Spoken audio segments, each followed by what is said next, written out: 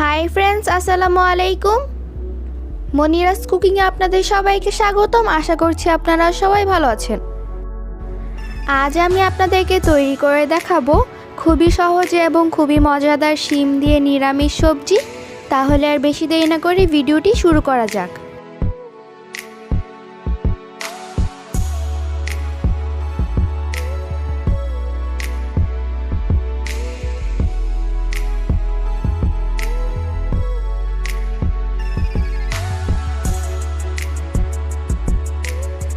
শিমের নিরামিষ সবজি বানানোর জন্য এখানে আমি 1 কেজি পরিমাণ গ্রামের ফ্রেশ শিম নিয়েছি। এভাবে আমি শিমের আঁশগুলোকে কেটে নিয়েছি। এখন আমি শিমটাকে ভালোভাবে ধুয়ে শিমটাকে পারফেক্টলি সিদ্ধ করে নিব। সিদ্ধ করাটা আমি আপনাদেরকে দেখাচ্ছি না, কারণ এতে করে আমার ভিডিওটা অনেক বড় হয়ে যাবে। শিমগুলো পারফেক্টলি সিদ্ধ করে নেওয়া হয়ে গিয়েছে। এখন আমি শিম থেকে বিচিগুলো আলাদা করে নিব।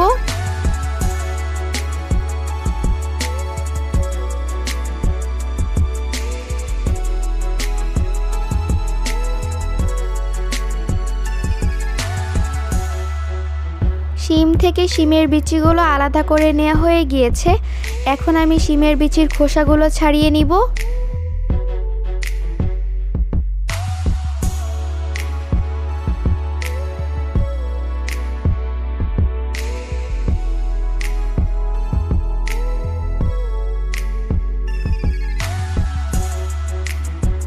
আপনারা দেখতে পাচ্ছেন শিমের বিচির খোসাগুলো ছাড়িয়ে নেওয়া হয়ে গিয়েছে।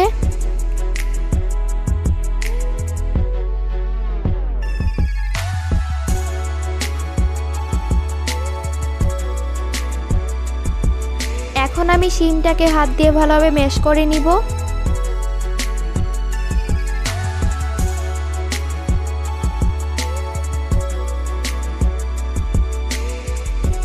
মেখে নেওয়া হয়ে গিয়েছে। এখন আমি শিমের নিরামিষ সবজিটা রান্না করতে চলে যাব।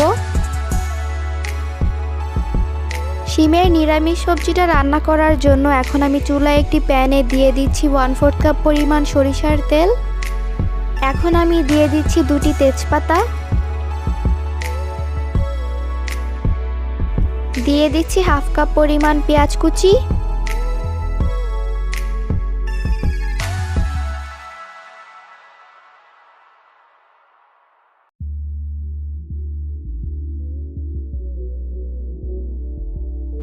পেঁয়াজগুলো হালকা ভাজা হয়ে আসলে দিয়ে দিব আগে থেকে ফালি করে রাখা 3-4টি কাঁচামরিচ।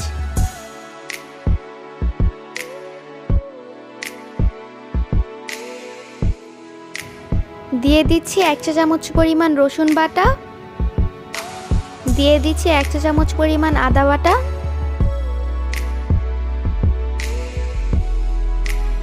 দিয়ে দিচ্ছি স্বাদ মতো লবণ,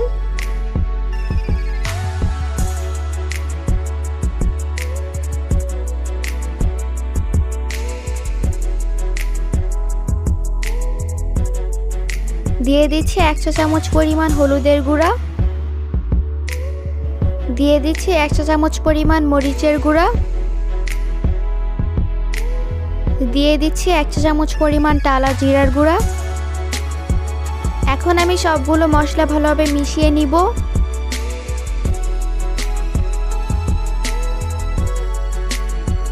দিয়ে দিচ্ছি 1/3 কাপ পরিমাণ পানি।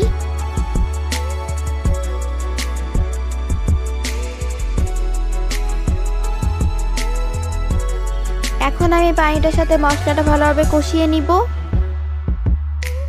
মশলাটা ভালোভাবে কষানো হয়ে গেলে দিয়ে দিব আগে থেকে ম্যাশ করে রাখা শিমগুলো। এখন আমি দিয়ে দিব আগে থেকে খোসা ছাড়িয়ে রাখা শিমের বিচিগুলো।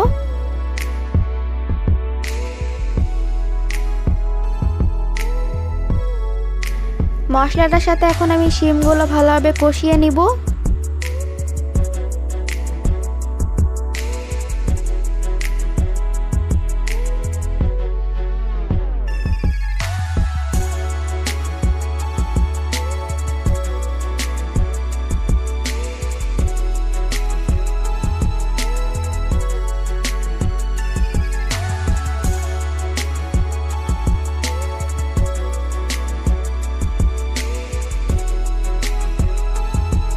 শিমগুলো ভালোভাবে কষানো হয়ে গেলে দিয়ে দিব হাফ কাপ পরিমাণ পানি।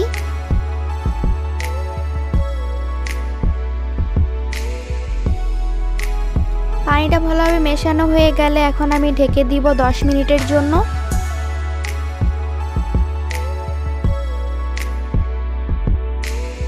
10 মিনিট হয়ে গিয়েছে, এখন আমি ঢাকনাটা উঠিয়ে ভালোভাবে নেড়ে দিব।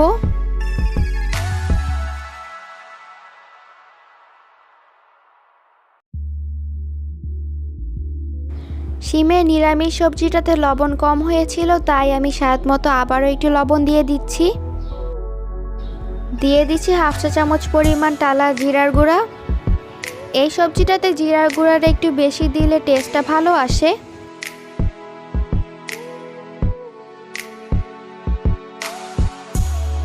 দিয়ে দিচ্ছি 1/3 কাপ পরিমাণ ধনেপাতা কুচি।